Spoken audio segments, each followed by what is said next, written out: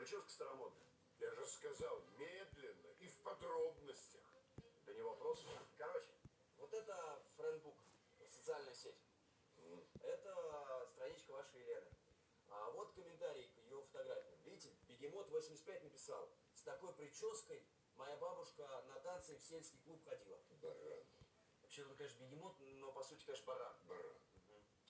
Шеф, хотите я вас зарегистрирую? Будете с Еленой переписываться? На свидание его пригласите по сети, а? Пошел вон. Шеф, в наших отношениях определенно наблюдается стагнация. Второй пошел вон за полдня. Настоящему мужчине не нужны ни бегемоты, ни сети. Женщину надо приглашать на свидание старым дедовским способом. Языком. Да, ну шеф, цивилизация не стоит на месте. Все по... Пошел вон. Вот именно. Ты что, расстроилась?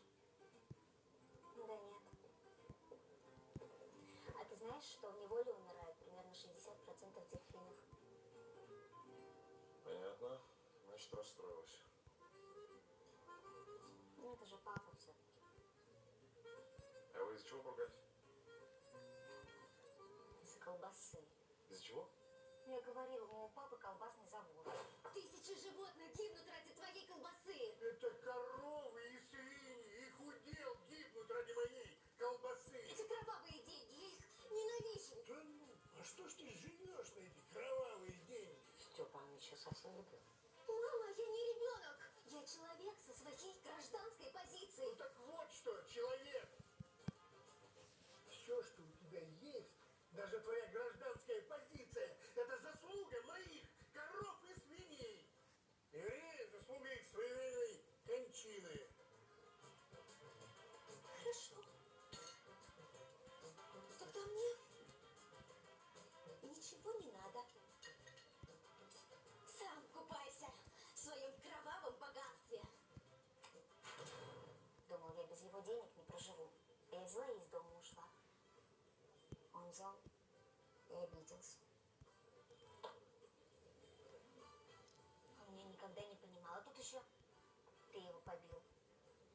Настя, слушай, давай-ка мне его номер телефона. У меня завтра выходной, я как раз ему позвоню, и все улажу.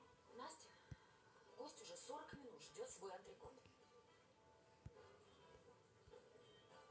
Дурацкое мясо. Из-за тебя одни проблемы.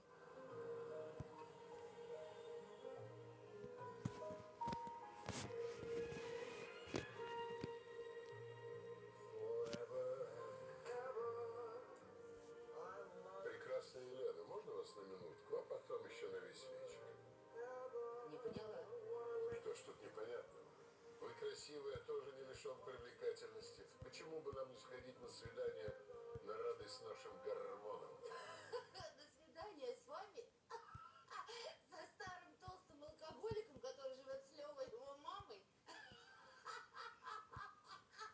А я не могу.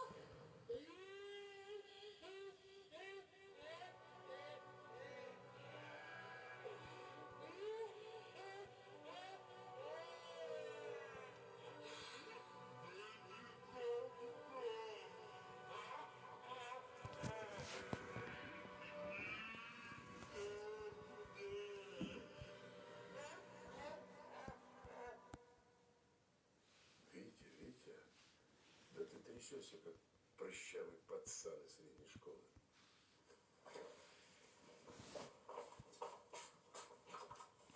А мужик, зайди. О, не успел я пойти вон, а меня уже зовут обратно. Заткнись и поспорь со мной, что я не приглашу Елену на свидание. А что, спорим? На 5000. Да не, у меня с финансами напряг. Да, возьми. Окей. Поспорь. Спорим, что вам слабо пригласить Елену на свидание?